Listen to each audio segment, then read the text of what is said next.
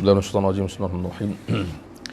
Alhamdulillah Rabbil Alamin. Wassalatu wassalamu ala sayyidil mursalin Sayyidina wa nabiyina Muhammad wa ala alihi wa sahbihi ajma'in. Jadi malam ni kita menyambung malam Maulidur Rasul sallallahu alaihi wasallam. Kita sambung baca hadis dan nak tak nak kita kena sebut juga tentang mengenang Nabi sallallahu alaihi wasallam. Jadi kita sedia maklumlah dalam hadis riwayat Imam Muslim dari Tamim Ad-Dari kan disebutkan bahawa baginda bersabda, ad-dinun nasihah, agama itu nasihat. Kemudian sahabat bertanya, qulna liman ya Rasulullah, kepada siapa? Maka disebutkan lillah, kepada Allah, wali kitabihi, pada kitab Allah, wali rasulihi, kepada Rasulullah. Jadi para ulama huraikan apakah bentuk nasihat kepada Rasul. Maksudnya ialah kita mentaati, sudah pastilah beriman, mentaati, mempelajari hadis-hadis baginda, mengenang dan menyebut dan berselawat. Jadi benda yang kita akui kita kurang. Kalau kita lihat daripada segi selawat pun kita kurang. Sebab itu teringat kata-kata Syekh kita, Syekh Abdullah bin Salih Al-Ubaid. Dia kata, kalau kamu nak tahu bagaimana Allah kasihkan kamu, lihat berapa banyak kamu selawat ke atas Nabi sallallahu alaihi wasallam. Orang yang dapat selawat dekat Nabi banyak, ini satu orang yang tanda Allah kasih. Sebab ulama-ulama yang menulis pasal selawat mengatakan bahawa selawat ni antara amalan yang memang kita yakin Allah terima. Sebab Allah yang perintah, kemudian Nabi suruh, Nabi beritahu, Allah balas 10 kali ganda kan setiap kali selawat. Jadi kata ulama ni amalan yang tidak ada unsur yang boleh mengurangkan pahala dia, bahkan menambahkan. Disebut oleh imam-imam dalam kitab-kitab tentang selawat. Dan itulah kata Syekh Abdullah bin Ubaid, disebut bahawa antara tanda Allah kasihkan kita ialah kita banyak berselawat. Sebab hadis yang masyhur, man shalla alayya salatan wahidah atau man shalla alayya salatan sallallahu alaihi biha asyra, atau kama qala. Maka selawat, ulama mengatakan selawat kita ialah meminta doa kepada Allah untuk menaikkan martabat Nabi kita, menambahkan kemuliaan dia. Selawat Allah kepada kita ialah memberikan rahmat dan keampunan kepada kita. Jadi kita dijanjikan begitu. Jadi rugilah kita bila kita kurang berselawat. Jadi pertama kita kurang berselawat, yang kedua kita kurang baca hadis. Kita kena akui. Maksud saya sebut ni sebagai muhasabah untuk kita semua. Kita kurang baca hadis. Masuk majlis-majlis membaca hadis Nabi itu satu majlis yang sepatutnya diperbanyakkan. Sampaikan Syekh kita, Syekh Muhammad Awad Al-Manqush, dia kata kepada saya, dia kata, Adlan, sebarkanlah hadis Nabi walaupun sekadar engkau membaca dan tak ulas. Walaupun sekadar kita baca dan kita tak ulas. Kita baca hadis Nabi bagi orang faham. Ulas tu alhamdulillah. Kalau tak pandai nak ulas, bacakan. Maka dia kata kita kena buat benda sebegini. Dan kemudian dan kita lihat para ulama dulu baca hadis siang malam. Itu tak cerita Quran lah, Quran tu cerita lain lah, itu masya-Allah. Hadis sampaikan, kita dengar cerita ulama khatam Bukhari berpuluh kali, dan khatam dengan guru ni, sampaikan ulama khatam Musnad Ahmad berkali-kali, Musnad Ahmad 30,000 hadis. Sampaikan ada orang baca hadis, ada ulama ajar baca hadis, berhenti makan pun tak berhenti. Itu Syekh Abdullah bin Ubaid sebut, dia pernah jumpa ulama, dia talaqi sebab dia merantau banyak. Dia talaqi, dia jumpa syekh yang makan pun mengajar semasa mengajar. Maksudnya dia tak nak berhenti, nanti kita rehat, nanti kita mula balik bila-bila. Jadi kita ni, maksudnya saya ke siapa ke semua orang yang alhamdulillah Allah kurniakan sedikit ilmu baca hadis Nabi, kita kurang baca hadis Nabi. Itu maksud dia. Tadi kita kurang selawat. Kita selawat, kita pilih tempat, pilih keadaan, mungkin pilih masa, mungkin pilih program. So ini salah. Kita jangan pilih masa, jangan pilih tempat. Dan yang menarik sekali, ada ulama tulis, saya lupa nama dia, tapi yang disebut oleh Syekh Abdullah Al-Ubaid juga, bahawa ada ulama kata di antara cara bersih dan mensucikan jiwa ialah baca hadis Nabi. Bersih hati tu, tasawuf tu, antara dia ialah baca hadis Nabi. Quran sudah pasti. Sebab apa? Sebab antara sebab ni ialah bila kita baca hadis Nabi, kita banyak selawat. Selawat itulah bersihkan jiwa kita. Kan? Kemudian kita baca kisah Nabi semua itu. Kemudian orang kata apa? Dan kita juga kadang-kadang kurang bercerita tentang Nabi. Ini satu kita panggil sirah lah. Sirah kan. Bila datang bulan Rabiul Awal, masya-Allah, alhamdulillah, kita seronok. Tapi kita kena sedar bahawa setiap masa, dan alhamdulillah ulama-ulama kita pun banyak yang buat maulid di bukan bulan Rabiul Awal pun. Maksudnya mengenang Nabi bukan hanya bulan Rabiul Awal. Itu memang dah sedia maklum. Sebab tu kalau orang duk marah orang buat maulid, dia kata datang Rabiul Awal buat maulid. Dah, ulama buat maulid setiap masa. Kemudian dia marah pula. Buat maulid bulan lain pula. Jadi kalau orang nak marah, dia boleh marah. Tapi kalau orang sedar macam mana ulama faham bahawa maulid itu ialah membaca sirah Nabi dalam satu majlis, dan boleh dibuat bila-bila masa, itu makna betapa luasnya pemahaman ulama yang buat maulid ni. Maksudnya apa? Bila-bila masa, setiap masa ingat Nabi. Itu maksud dia. Dan insya-Allah esok insya-Allah di Kuala Kangsar kita akan baca Syama'il. Alhamdulillah, tiap-tiap Masjid Ubudiyah khatam insya-Allah. Daripada sahabat-sahabat kita nak khatam. Kemudian orang kata apa, itu pun antara satu yang disuruh oleh para ulama untuk khatam Syama'il, supaya kita dapat sentiasa mengetahui diri pembawa syariat. Itu maksudnya, dirinya sebelum yang lain. Dan akhir sekali, maksudnya kalau kita fikir hadis tadi, kata ulama, nasihat kepada Rasul ialah mengamalkan dan menyebarkan. Sedaya mungkinlah, sedaya upaya mengamalkan dan menyebarkan. Jadi kita ucap terima kasih kepada semua pendakwah, guru-guru kita yang ada sampai hari ini yang bercerita tentang Nabi. So kita minta benda ni kita banyakkan lagi sampai kita boleh kita kata apa, khazanah yang tertulis. Kan seronok juga bila tengok positif, dari segi positif kita tengok banyak orang menulis tentang Nabi ni. Bila kita tengok dalam blog, dalam Facebook, ramai orang menulis. Itu satu benda yang bagus. Walaupun benda-benda ni kadang-kadang di alam maya, tapi yang bagusnya bila ada orang nak search tentang Nabi, keluar macam-macam. Kan? Tadi pun ada orang alhamdulillah hantar kepada kita, kepada saya WhatsApp tentang biodata Nabi. Kita kadang-kadang kita tegur orang yang asyik ber-WhatsApp. Tapi kalau macam ni cara dia, alhamdulillah. Kan? Kan? Kalau ber-Facebook, kalau macam ni cara dia, alhamdulillah. Dan walaupun orang kritik, setengah orang buat buku, kan ada orang buat pasport Nabi je. Kan? Ada kan? Pasport Nabi.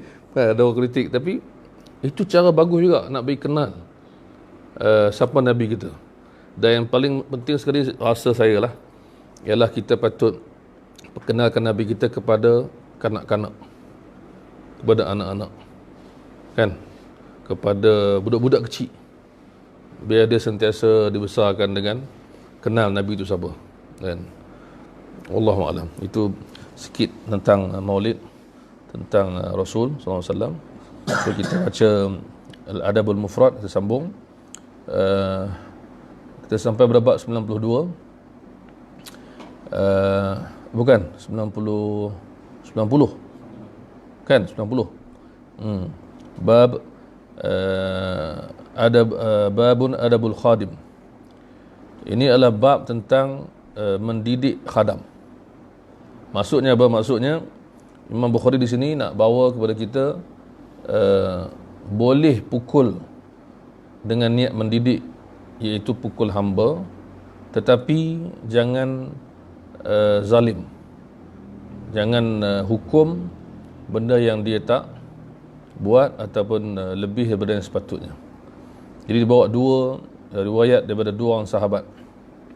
Satu tentang sahabat yang hamba dia buat silap, satu lagi tentang sahabat yang ditegur oleh Nabi sallallahu alaihi wasallam.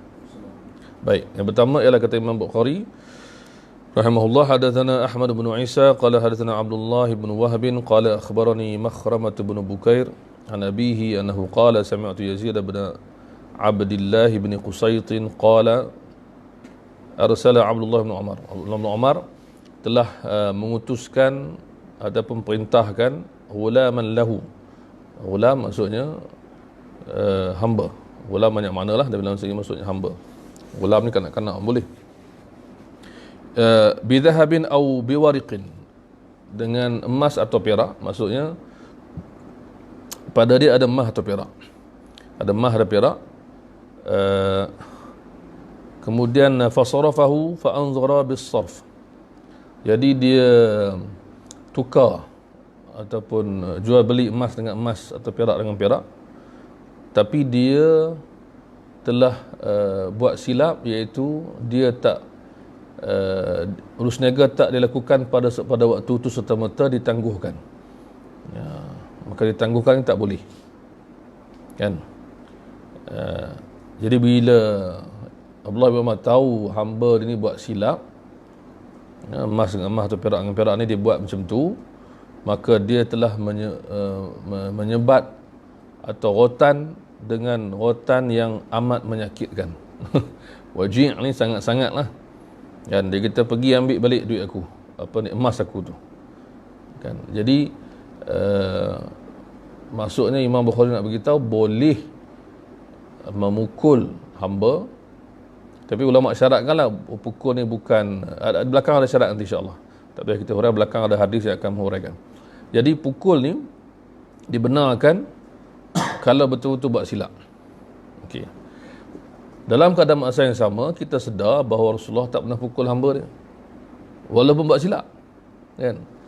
Dan Nabi tak pernah pukul budak atau wanita atau kanak-kanak atau hamba. Jadi kita sedar dua benda ni. Kata ulama, dibenarkan, tapi kita sedar yang mana kalau tak dibuat tu lebih baik kalau kita tahu cara mendidik. Itu maksud. Sebab tu dah ramai orang yang dengar Arab sendiri yang buat program bagaimana mendidik tanpa merotan. Bukan maksud merotan tu salah terus, tapi merotan tu diterima oleh masyarakat walaupun bukan Islam sebagai salah satu daripada hukuman. Tapi bagaimana kita nak elakkan, itu maksud dia. Di sini Abdullah bin Umar tak salah, disebabkan dia memberi hukuman kepada benda yang dibuat salah oleh hamba dia. Ini sebelum ni kan dulu kita baca pasal anak kan, boleh pukul anak. Kan? Maksud begitulah. Dipukul dengan sebab yang betul, dengan cara yang betul, dengan niat untuk mendidik. Saya cerita dulu masa kelas yang saya rasa perlu cerita kot, masa ni arwah nenek saya, dia pukul cucu dia. Dia kata apa, kalau cucu dia macam lambat semayang ke apa, dia akan pukul. Kita berkenal juga. Dia kata, aku bukan pukul hang ni, aku pukul syaitan. Dia kata. Dia kata sama. Dia kata, aku bukan pukul hang ni, aku pukul syaitan. So idea tu kan, maksudnya sebut ni, aku bukan nak sakitkan kau suka-suka, aku pukul syaitan. Itu maksud dia kan. Dan ayat-ayat yang diulang oleh guru-guru ni, ibu bapa yang dulu-dulu, sekarang mungkin ada, mungkin tak ada, wallahu alam. Kata, ni anak saya, cikgu buatlah apa cikgu nak buat, yang penting jangan patah, jangan apa, sudah. Itu ayat orang dulu lah. Orang sekarang tak tahu lah, cikgu jaga-jaga. Tak tahu lah kan, mungkin cakap macam tu lah cikgu. Tapi masih ada sebenarnya. Saya guru kat sekolah, saya tahu banyak ibu bapa yang faham hukuman denda ni kalau anak dia memang salah. Orang faham insya-Allah, tapi memahamkan tu yang dia punya idea dia. Kan, contoh macam Datuk Fadlil Khamsah pernah sebut, kalau memberi arahan mesti jelas. Kan, contoh apa ni, engkau salah sebab ni, kau dihukum sebab ni. Kan, Macam orang bacakan pertuduhan tu. Kemudian kalau puji pula, kalau suruh pula, kalau minta satu benda pun kena minta dengan jelas. Ayah nak kau berjaya. Tapi tak beritahu berjaya tu apa. So Dr. Abdullah Hamzah dia sebut lah, ikut ilmu motivasi dia kan. Kalau mendidik kena sebut apa yang dikehendaki. Barulah nampak kita panggil apa? Sesuatu yang dapat dilihat. Kan. Dan dia juga pesan suruh tulis apa yang kita nak buat kan. Supaya kita nampak. Sekarang ni orang tulis dalam telefon lah. Okay. Jadi di sini satu. Baik. Lepas tu pula Imam Bukhari bawa bagaimana seorang sahabat Nabi ditegur bila dia pukul hamba dia. Tengok macam mana diimbangkan. Kata Imam Bukhari, hadatsana Muhammad bin Salam qala akhbarana Abu Muawiyah an al-A'mash an Ibrahim al-Taymi an abihi an Abi Mas'ud. Abu Mas'ud sahabat Nabi. Dia kata, kuntu adribu ghulaman li. Aku pernah satu masa pukul hambaku. Adalah sebab dia. Sama ada macam-macam mana. Kita tengok keadaan dia, apa yang berlaku. Ya, sebelum tu yang teks Arab Muhammad bin Salam ke Salam? Salam. Tak ada sabdu kalau ada teks yang berbaris. Sebab perkataan salam dengan salam ni satu benda yang diperbahaskan di kalangan periwayat. Ada benda-benda yang sebab nama yang perlu dibariskan. Baik. Dia kata fasami'tu min khalfi sautan. Tiba-tiba aku dengar suara dari belakang. I'lam Abu Mas'ud.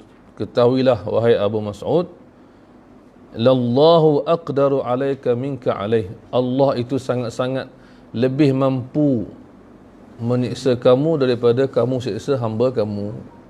Ini teguran dahsyatnya. Kan, teguran dahsyat tu. Kan?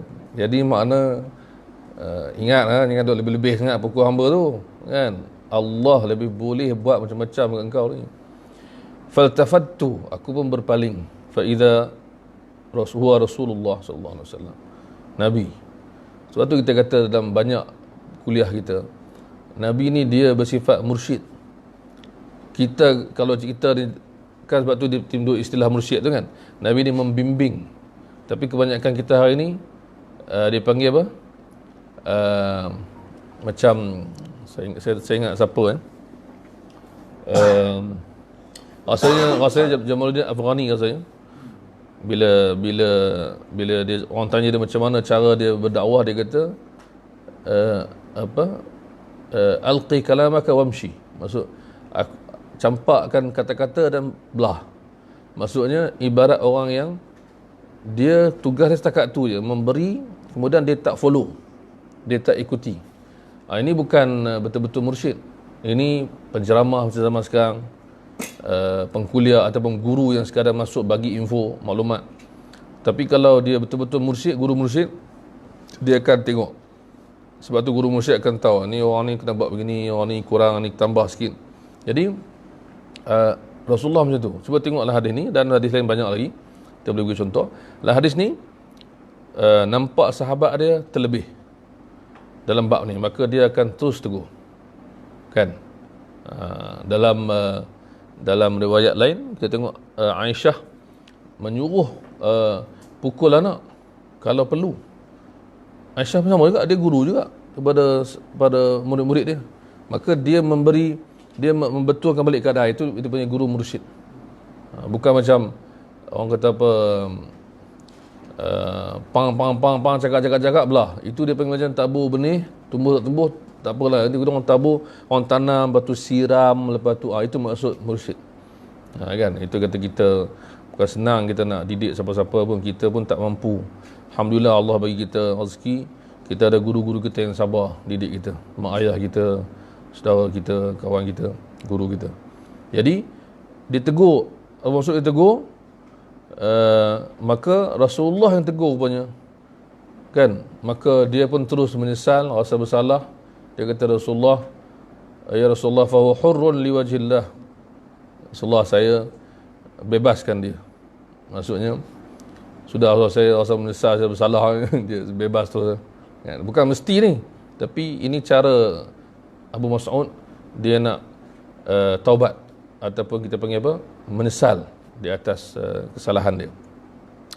Maka Rasulullah berkata, ama uh, inna law lam taf'al lamassatka an-nar,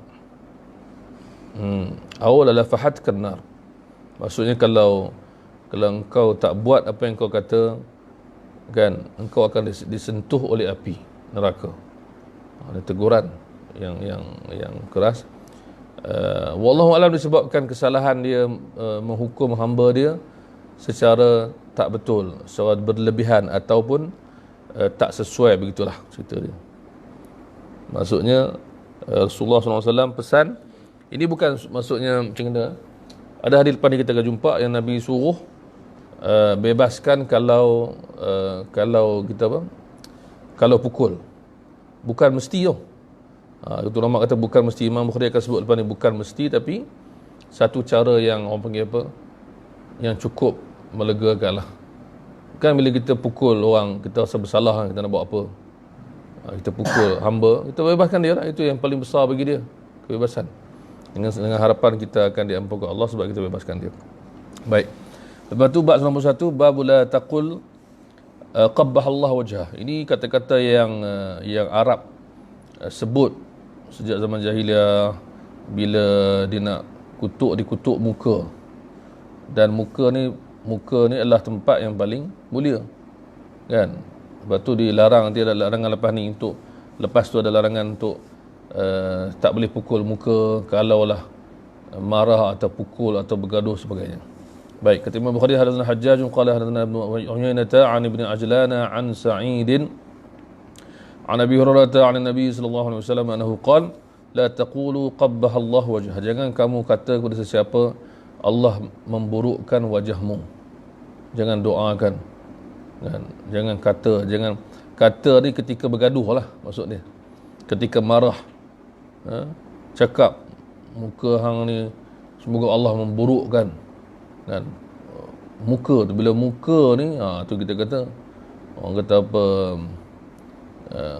kalau lepas tu kita kata kalau hitam manis, ya, so ada manis jugalah, kan. Jadi tak maulah kata ke orang muka hitam, kan, kutuk, muka putih, kan, putih melepak ke, dia dah putih nak kutuk boleh juga. Sebab tu Rasulullah sifat dia bukan, dia berkata laisa bil abyadil amhaq.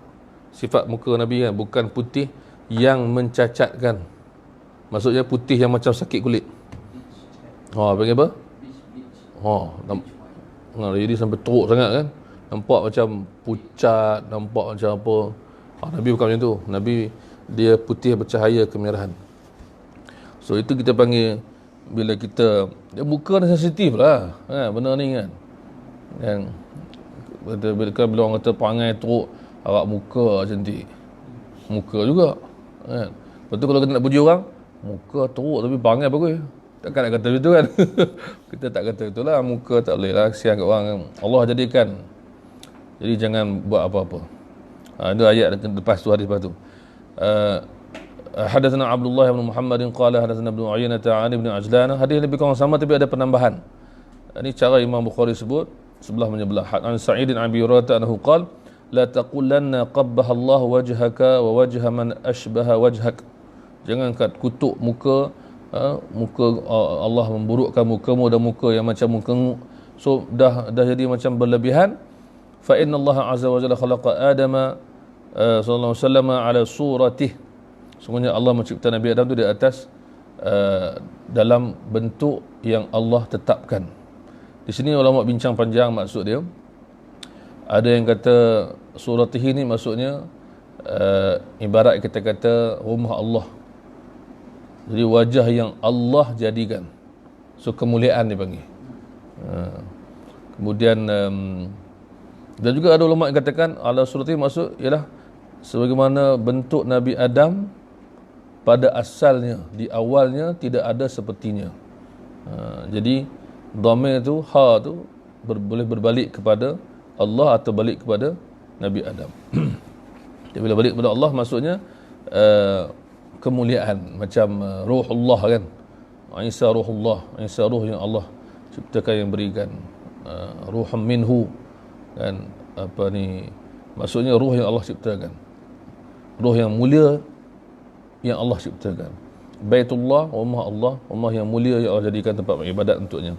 Kemudian suratihi, maksudnya Allah jadikan Nabi Adam sebagaimana yang Allah kehendaki, yang dimuliakan oleh Allah, penciptaan Allah, itu maksudnya Allah ciptakan. Dan ada banyaklah ulama ceritakan dalam bab ni. Boleh rujuk antara kalam yang menarik dalam huraian Sahih Muslim, Nawawi ada huraian. Baik. Jadi jelas sekali bahawa hamba ini seperti mana manusia yang lain, jangan kita hina dia sampai hina wajah dia dan sebagainya. Dan kita tahu bagaimana kisah yang berlaku kepada siapa? Abu Darda ke Abu Zar, yang Abu Zar rasanya, yang dia bertelagah, kemudian dia terlepas cakap, mak engkau begitu begini, engkau asal keturunan macam ni. Maka Nabi kata, innaka mur'un fika jahiliyah, dalam Sahih Bukhari, engkau ada perangai jahiliyah sebab engkau hina orang dengan sebab keturunan ataupun rupa parah dia. Lepas tu sahabat tu buat apa? Dia dilihat di rumah dia pakai pakaian sama macam hamba dia. Kata, kenapa ni wahai sahabat Nabi? Kata, sebab aku ingat Nabi pesan. Dan Nabi kata, ikhwanukum khawalukum, hamba kamu tu saudara kamu juga. Jadi makna dalam Islam ni tu kata, bila orang barat cerita pasal slavery, perhambaan ni, dia tak faham Islam punya perhambaan ni macam mana, kan? Hak dia, adab dia, kemuliaan dia, cerita dia dan sebagainya, sampai tak ada, akhirnya dibebaskan, tak ada langsung lah sistem hamba yang lain daripada yang dikatakan oleh barat tu kata sampai di Amerika Syarikat satu masa dulu, kan, bukan lama sangat, tak lama dulu, orang kulit hitam dilarang masuk restoran, dilarang masuk anjing dan orang kulit hitam. Kalau itu dia kata satu sekali, kan. Jadi baru keluar benda-benda tu, baru je, kan, dan masih ada di setengah tempat lagi. Jadi alhamdulillah, bagaimana Rasulullah memuliakan walaupun orang tu hamba.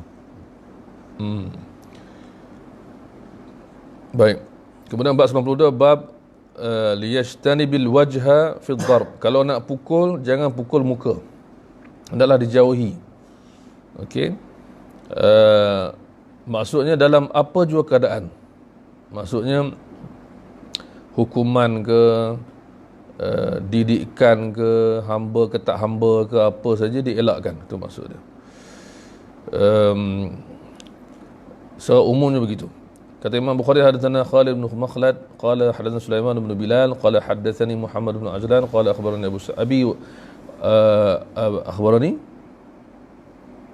Abi wa Sa'id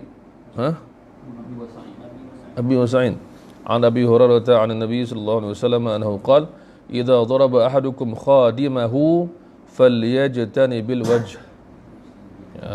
Kalau nak pukul khadam, jauhilah mukanya, kan. Dalam sebahagian hadis lain disebutkan saudaranya, tak mesti khadam. Bermakna ini umum. Okey. Jauhilah muka. Sebab muka ni lah apa-apa, kan. Inilah kesan parut apa, bergaduh apa ada kat muka, kan. Yang main-main. Jadi muka ni kekal, tu maksud. Sebab tu muka ni penting. Tempat berhimpunnya segala keindahan, orang tengok, itulah yang mula-mula sekali first impression, orang tengok kat situ. Jadi elakkan. Sebab apa? Sebab dosa kita bila kita pukul dan sebabkan parut di wajahnya, berubah mukanya, ini masalah. Tengok orang lawan tinju, kan, tinju yang pakai glove tu pun muka bengkak habis, yang tak pakai glove lagi bengkak muka. Tapi kalau wrestling tak ada bengkak apa. Jadi orang kata wrestling ni betul ke? Kita kata tak, dia pergi scripted. Betul tapi scripted. Maksudnya berskrip, dush bunyi, tapi tak ada apa. Sebab tu setengah-setengah kungfu orang kata apa, kungfu Jackie Chan tu bagus, pasal dia jatuh, tergolek, bengkak, berdarah hidung. Tapi Jet Li lain sikit. Jet Li dia mesti kontrol macho, lawan macam mana terbang jatuh sikit je. Rambut pun tak berubah sikit kan. Sebab maksud itu. Tapi ada berubah sekarang ni. J. Ali pun katanya sakit sekarang ni. Kan? Ya Allah. Kan? Jackie Chan tua lah tapi buat lagi. Kan? Jadi muka tu penting. Kena jaga. Baik. Lepas tu hadis hadatsana Khalidun qala hadatsana Sufyan an Abi Zubair an Jabir. Dalam kalangan ulama hadis bila sebut Abu Zubair an Jabir ni dia panggil satu perbincangan tentang tadlis, mudallas. Ini bagi orang yang berminat pada ilmu hadis, ini contoh yang popular sangat-sangat. Abu Zubair riwayat pada Jabir, adakah dia ambil terus atau dia ambil melalui orang lain? Jadi para ulama tak menolak, perlu diingatkan kepada yang minat ilmu hadis lah, janganlah sebab periwayat tu terkenal mudallis terus kita tolak. Sebab mudallis bukan satu keaiban, kecuali kalau dia betul-betul tadlis dan ada keaiban yang tersembunyi. So mudallis ataupun tadlis maksudnya menyembunyikan keaiban satu riwayat, menyembunyikan sesuatu tentang riwayat, bukan mesti menjatuhkan martabat dia. Ramai yang buat macam tu dengan sebab-sebab tertentu. Yang jatuh martabat kalau dia sembunyikan keaiban, kecacatan, kekurangan riwayat sanad hadis tu. Jadi ulama terima Abu Zubair an Jabir secara umum. Jadi kita tak boleh macam hadis ini dhaif kerana dalam sanadnya ada seorang mudallis. Itu bukan cara dia. Kena tengok apakah hadis tersebut di sisi ulama. Sebab tu cara takhrij yang paling tepat ialah mengikut apa yang ulama dulu sahihkan dan dhaifkan. Kita hanya bersifat nak cari sebab. Contoh kita jumpa hadis Bukhari kata dhaif, kita nak cari sebab kenapa dia kata dhaif. Itu je. Bukan kita nak kata Bukhari ni mungkin silap atau tak. Ni imam, dia tak silap. Lebih-lebih kalau dia sepakat ramai imam, seorang pun dah hujah, apatah lagi ramai. So apa yang kita kena buat hari ni ialah kita kena cari, maksudnya cara yang dicadangkan ialah mana-mana hadis kita cari hadis ni dekat mana. Yang kedua, hadis ni siapa kata sahih, siapa kata tak. Siapa tu siapa? Ulama dulu. Jadi bukanlah kita bila kita sebut kita nak ambil ulama dulu, kita masuk mempelekehkan ulama moden, tak. Kan? Saya peribadi belajar dengan Syekh Shu'aib Arnaud yang takhrij hadis, yang nilai hadis, dan dia moden. Tapi takkanlah saya nak mendahulukan dia lebih daripada imam dulu. So kita letak semua pada tempat dia. Bukan menghina, na'udzubillah, itu guru kita nak hina buat apa? Sebab tu bila ada sebahagian ustaz-ustaz ni duduk bercakap, dia kata Ustaz Adlan ni menghina Albani lah apa semua, dia tak faham tu. Kita sedang meletakkan Syekh Albani dengan ulama imam-imam dulu. Kita tak boleh terbalikkan ranking dan kedudukan. Kan? Sampai ke ada seorang ustaz yang hebat juga, PhD hadis, dia kata Ustaz Adlan ni patut kena, boleh tak dia buat macam Syekh Albani. Cerita dah masuk tajuk lain lah. Dia marah kita menilai Syekh Albani berbanding imam dulu. Okey, kita kata imam dulu lebih diutamakan. Kemudian dia kata pula kat kita, kalau tiada, buat macam Syekh Albani buat. So dia dah masuk tajuk lain. Kan? Jadi bila kita nak berbincang, kita kadang-kadang ialah sebab emosi, sebab marah, sebab apa, kita nak kata apa kan. Jadi bila kita kata macam mana nak tahu ini Abu Zubair ni mudallis, dan nanti dulu tengok hadis dah ada tak dalam Sahih Bukhari Muslim, ada tak ulama sahihkan. Bermakna ulama melihat hadis demi hadis. Itu maksud dia. Kita datang tengok pukul rata A'mash mudallis, A'mash Nabi Saleh ni dalam Bukhari Muslim. Kalau kita nak tolak yang tu, habis hadis. Kan? Jadi mana kita kata, bagi yang berminat lah, bagi yang tak berminat, dia tak mahu lah cerita bab ni. Ni cerita panjang, tak mahu. Cerita dalam, tak mahu dalam. Tapi kita nak ceritakan untuk semua masyarakat, untuk semua pendakwah, insya-Allah, juga untuk semua peminat-peminat ilmu hadis. Kita hendaklah takhrij hadis kembali kepada imam-imam tu dahulu. Cari, insya-Allah jumpa. Kan? Kalau tak jumpa sangat-sangat, barulah ulama kata kita boleh ambil yang lepas tu. Contoh katalah tak jumpa imam-imam dulu, katakanlah tak jumpa langsung, cari imam kemudian. Bukan terus pergi orang moden ni. Yalah, setengah orang kata untuk masyarakat awam ambil yang moden. Memang mungkin tapi untuk ustaz-ustaz, untuk pecinta ilmu hadis, untuk peminat ilmu, untuk ada yang ada PhD hadis, takkan nak buat benda yang sama.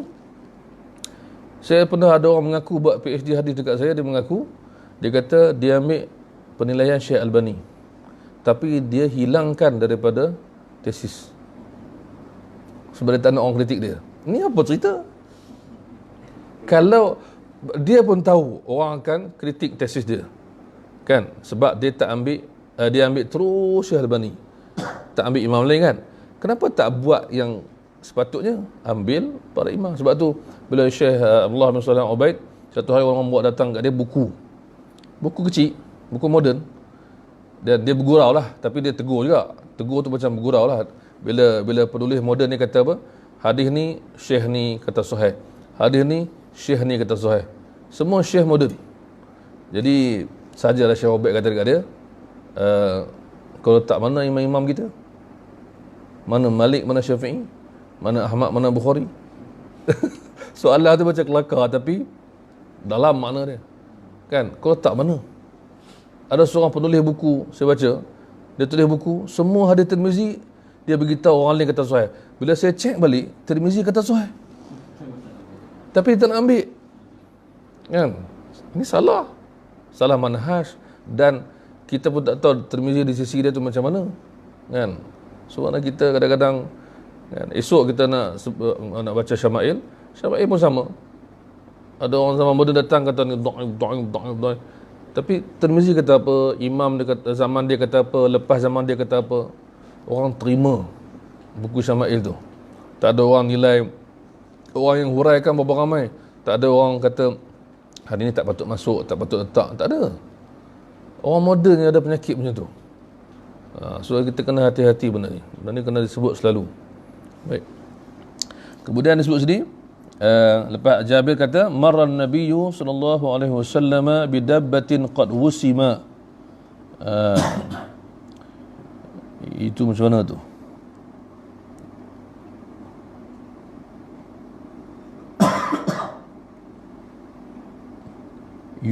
Yudkhanu ke yudakhanu? Yudakhinu man khirahu.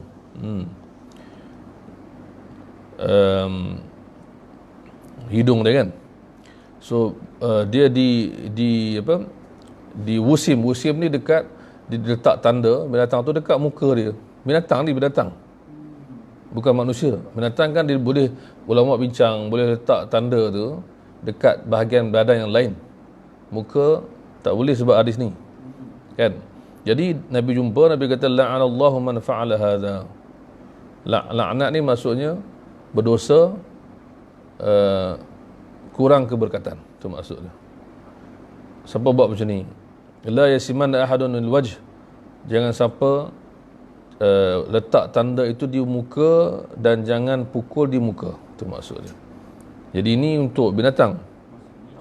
Apatah lagi, tak, bukan itu, tak, ni tanda tu yang macam apa, yang panas tu, chop tu, kan, yang tu maksudnya. Ya. Bukan.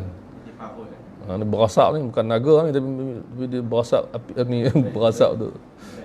Dia punya brand tu. Dia buat dekat, biasa buat dekat badan, kan. Ni buat kat muka. Itu maksud dia. Apatah lagi manusia, kan. Baik. Hadis lepas ni tengok macam mana. Macam ni Imam Tirmizi, Imam Bukhari cerita tentang hukum. Dia sentuh sikit. Babu man latama abdahu falyatiqhu min ghairi ijab. Maksudnya apa? Siapa yang bab tentang hadis yang mana seorang tu dia latam ni, dia tampar muka, sepak lah, dan dia hendaklah dia bebaskan hamba dia, tapi bukanlah wajib. Nak beritahu kata sepatutnya kalau kau dah buat macam ni kat hamba ni, dia patut dibebaskan lah. Itu maksud ni, kau dah salah kat dia. Itu maksud. Jadi di sini hadatsana Adam ni guru Imam Bukhari. Dalam Sahih Bukhari pun Adam ni seorang, Adam bin Abi Iyas. Adam seorang dia. Dia memang rawi, seorang-seorang dia nama Adam dalam Sahih Bukhari dan kitab lain. Qala hadatsana Syu'bah qala hadatsana Husain qala sami'tu Hilal bin Yasaf yaqulu kunna nabi'ul bazza fi dari Suwaid bin Muqarrin fa kharajat jariyatun faqala lirajulin shay'an falatamaha dzalika rajul. Jadi hamba perempuan, dia adalah cakap apa entah kat orang tu sepak muka dia, kan. Jadi Suwaid bin Muqarrin kata, ala tamta wajhaha, engkau sepak muka dia. Laqad ra'aytuni sab'atin wa ma lana illa khadim. Satu masa zaman Nabi, kami ada 7 orang dan kami ada satu khadam seorang saja. Falatamaha ba'duna, sebahagian kami sepak hamba ni di muka, maka Nabi suruh bebaskan. Fa amarahu an-nabiyyu sallallahu alaihi wasallam an yu'tiqaha. Jadi bukanlah maksud mesti wajib, tapi ini satu panduan daripada Nabi sallallahu alaihi wasallam, maksudnya sebagai panduan, dan kata ulama sepakat bukanlah hukum bila seorang terpukul muka wajib bebas, tak, bukan hukum, dia digalakkan. Semoga diampunkan kesalahan kita yang telah pukul muka dia, itu je. Jadi sebab tu kita kata setengah-setengah arahan Nabi SAW adalah panduan, kan. Setengah arahan Nabi adalah wajib, ada arahan sunat, ada arahan panduan dipanggil irsyad ataupun adab. Larangan pun sama, larangan haram, larangan makruh, larangan adab. Jadi ini kita panggil irsyad. Jadi bila kita jumpa hadis yang Nabi suruh tu ulama bincang, suruh tu apa, kan. Sebab tu ada sahabat yang tanya Nabi, kan, kau ini arahan Nabi ke atau cadangan atau panduan? So sahabat ni faham. Jadi ulama bincang yang tu, walaupun ada perbezaan pandangan lah. Jadi bila disuruh, suruhan tu akan dilihat dari segi hukum keseluruhan. Adakah dalam hukum hamba, bila hamba tu kita pukul muka dia, kita wajib bebaskan dia? Tak adalah hukum fiqah benda tu. Tapi digalakkan untuk mengharapkan Allah ampun dosa kita. Sepak dia kat muka tak boleh, maka bebaskan dia dengan harapan Allah ampun dosa kita, buat macam tu. Itu maksud dia. Kemudian lepas tu hadatsana Amr bin Aun wa Musaddadun qala, Musaddad pun guru Bukhari yang tak berulang. Musaddad seorang, Musaddad bin Musarhad. Qala hadatsana Abu Awanah an Firas an Abi Salih an Zazan an Ibn Umar. Ibn Umar kata, sami'tu Nabi sallallahu alaihi wasallam yaqulu man latama 'abdahu, siapa yang pukul di muka, sepak hamba dia, au darabahu haddan lam ya'tihi, atau siksa dia satu hukuman yang dia tak buat, fa kafaratuhu 'itquh, maka antara nak kafarah dosa dia ialah bebaskan. Ini maksud dia mengharapkan kita ni diampunkan. Maksudnya kita boleh minta maaf, kita boleh ganti rugi, kita boleh apa. Antara cara ni ialah bebaskan, sebab ia satu benda yang, maksudnya kita buat silap, apa yang ganti rugi lah sekarang ni, tapi kita bebaskan tu Masya Allah lah, satu benda yang paling besar. Orang kata apa, yang besarlah hidup seorang hamba. So kalau dia dibebaskan, itulah dia sebenar-benar hadiah bagi dia. Tak apalah, sakit sikit pun tak apalah, yang penting bebas, kan. Itu maksud dia. Baik, InsyaAllah kadang kita akan sambung lagi dalam bab ni. Bab hamba ni banyak tu yang pelik tu, bagi orang yang heran tengok dalam adab mufrad ni. Bab hamba ni banyak. Sebab apa? Sebab memang hamba tu ada zaman tu, kan. Dan Rasulullah mengatasi masalah. Sebab tu kata ramai ulama, kalau kita jumpa hadis dalam bab tertentu tu banyak, ia adalah masalah zaman tu. Contoh macam hadis yang contoh jelas ni yang kita selalu sebut dalam Sahih Bukhari dan Sahih Muslim, hadis tentang larangan meludah ke arah kiblat. So tabiat Arab tu, so banyak hadis tu disebut tentang tak boleh ni ludah kena timbuskan, kalau ludah kiblat tak boleh, kena kiri, kena kat kain, kat baju. Sebab apa? Sebab tanah tu orang Arab dia fikir tanah ni macam tanah biasa lah. Sebab tu orang pergi kencing tu, yang Arab tu pergi kencing tu, kan. Dan hadis pasal Arab kecil dalam masjid tu, bukan dia kecil tengah-tengah masjid, dia kecil di hujung. Dia badui tapi dia tahu keadaan dia. So maknanya di zaman itu, tu maksud dia.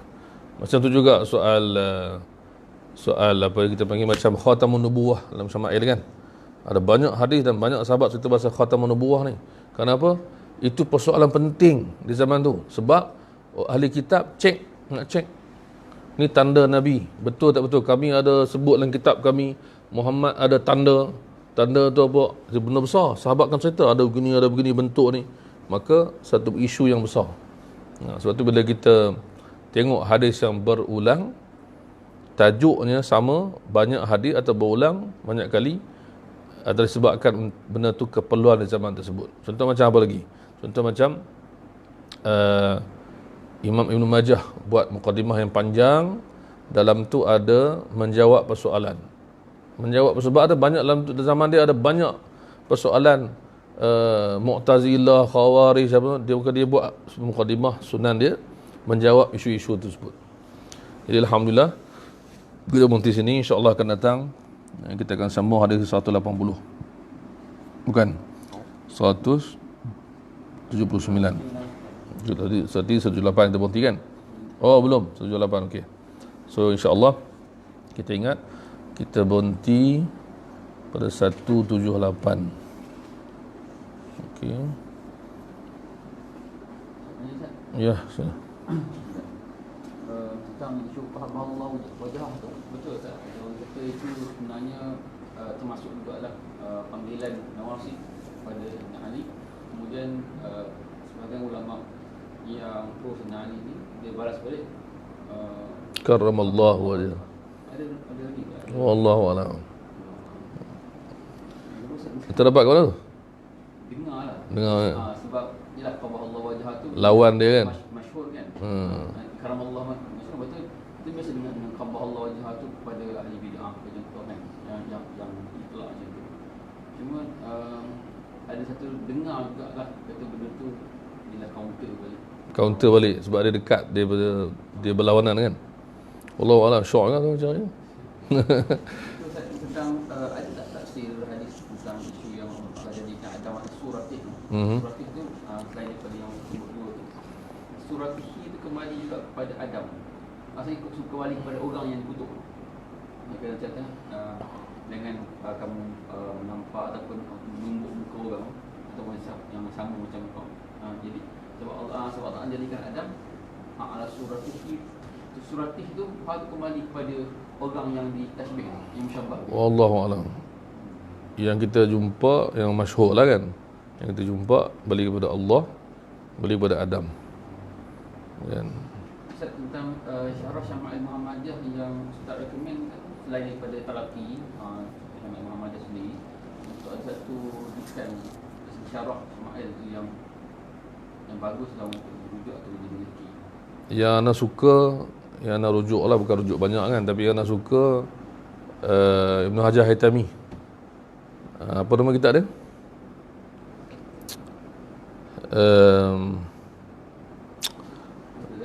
Ada Ibn Hajar Haytami. Yang kedua Ali Al-Qari, Imam Ali Al-Qari, Imam Ali Al-Qari, Jam'ul Wasail. Yang tu apa Wasail juga kot.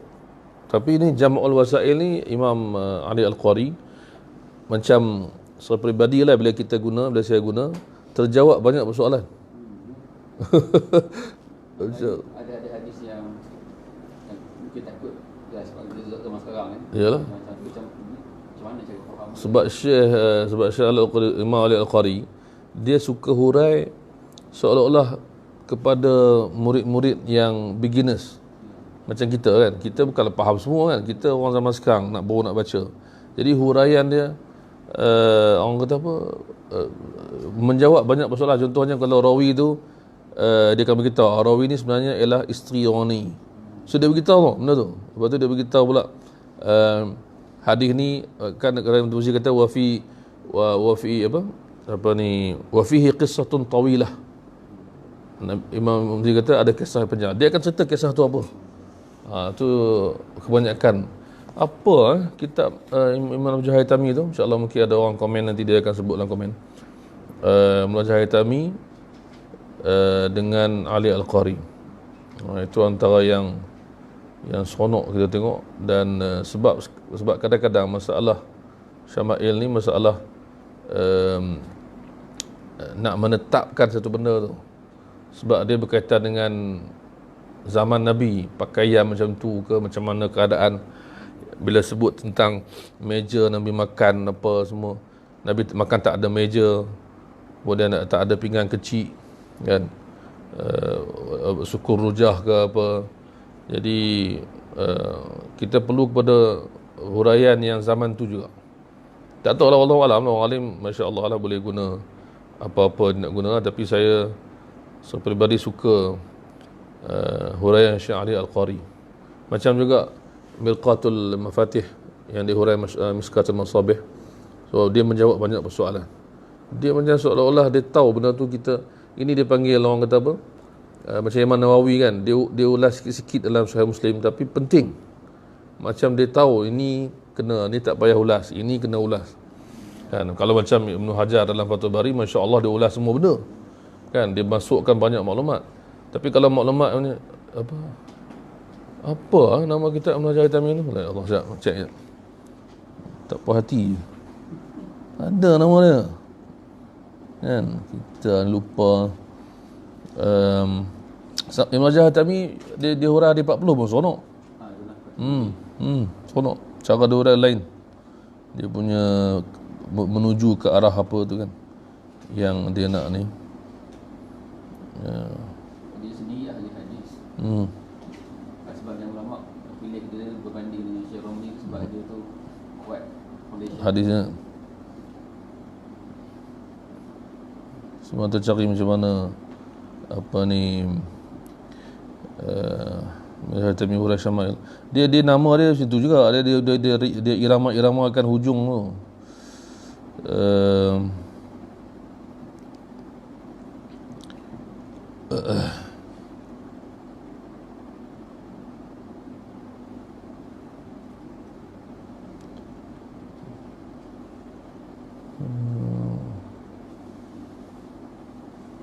Ashraful Wasail. Ashraful Wasail. Nanti memang seronok. Nampak gaya dia cerita panjang lebar betul. Ashraful Wasail. Yang sebagian orang sebut pasal Imam Suyuti hurai tu, dia hurai perkataannya. Tapi ini Imam Ibn Hajar Haytami dia hurai. Masya-Allah. Wallahu a'lam. Subhanakallahumma bihamdika asyhadu an la ilaha illa anta astaghfiruka wa atubu ilaik. Bismillahirrahmanirrahim.